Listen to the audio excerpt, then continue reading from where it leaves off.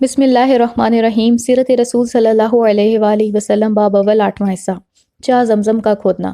شیخ کلینی رحمۃ اللہ علیہ نے روایت کی ہے کہ کعبہ میں سونے کے 2 ہرن اور 5 تلواریں تھیں۔ جب قبیلہ بنو جرہم پر قبیلہ خزاعہ والے غالب ہوئے تو جرہم کے لوگوں نے وہ تلواریں اور سونے کے دونوں ہرن زمزم میں ڈال کر اس کو پتھروں اور مٹی سے بھر دیا تاکہ اس کا نشان باقی نہ رہے اور بنو خزاعہ کے لوگ ان کو نکال نہ لیں۔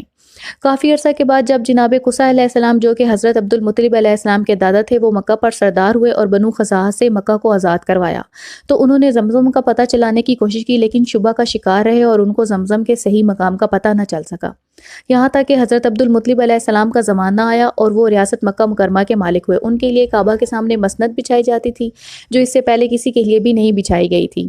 وہ ایک رات کعبہ کے نزدیک سو رہے تھے کہ خواب میں ایک شخص کو دیکھا جو ان کو کہہ رہا تھا کہ برہ کو کھودو۔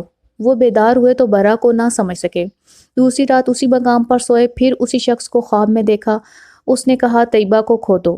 تیسری رات اس نے کہا مزنوعہ کو کھودو۔ آخری چوتھی رات اس نے خواب میں بتایا کہ زمزم کو کھودو، جس کا پانی کبھی ختم نہ ہوگا، حاجیوں کو جس قدر چاہو پلاؤ، وہاں کھودو جہاں سفید کوا چونٹیوں کے سوراخ کے پاس بیٹھتا ہے۔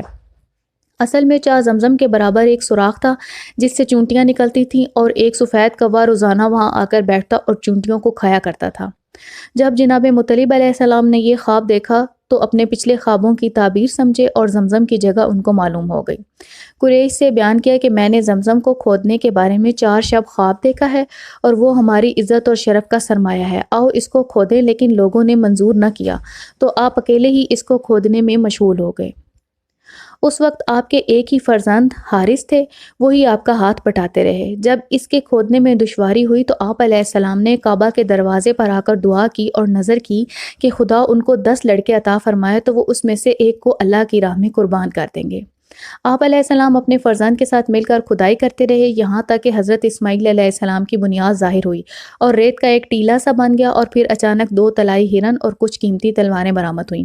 ابھی کنویں کی کھدائی مکمل نہ ہوئی تھی، ادھر قریش اور جناب عبد المطلب کے رقیبوں نے ایک طوفان کھڑا کر دیا اور اس خزانے میں خود کو حصہ دار قرار دینے لگے۔ طے یہ پایا کہ قرعہ ڈالا جائے، لہٰذا قرعہ اندازی ہوئی تو دونوں ہرن کعبہ کے حصے میں آئے اور تلواریں حضرت عبد المطلب علیہ السلام کے حصے میں آئیں اور قریش کو کچھ نہ ملا۔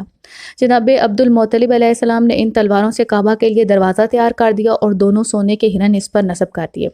جب زمزم کا پانی جاری ہو گیا تو قریش پھر جناب عبد المطلب علیہ السلام سے یوں کہنے لگے کہ یہ افتخار صرف تم حاصل نہیں کر سکتے کیونکہ یہ کنواں ہمارے دادا اسماعیل علیہ السلام کی یادگار ہے اور ہم سب ان کی اولاد ہیں، اس لیے ہم سب اس فخر و کرامت میں حصہ ہے، آپ کے واسطے سب مخصوص نہیں ہو سکتا۔ حضرت عبد المطلب نے فرمایا کہ تم نے اس کے کھودنے میں تو میری مدد نہ کی، لہٰذا یہ میرے اور میرے فرزندوں کے لیے قیامت تک مخصوص رہے گا۔ اس کی ایک وجہ یہ بھی تھی کہ آپ چاہتے تھے کہ چونکہ کھدائی کا کام آپ نے تنہا سر انجام دیا ہے تو اس کا پانی سب کو مفت فراہم کیا جائے اور اللہ کے گھر کے زائرین کی ضرورت اس سے پوری کی جا سکے اور حاجیوں کی سیرابی کا کام خود ان کے زیر نظر ہر قسم کی بدنظمی کے بغیر انجام پائے، اور یہ سب کچھ اسی صورت میں ممکن تھا جب مستقل طور پر آپ اپنے ہی ہاتھ سے یہ کام سر انجام دیتے۔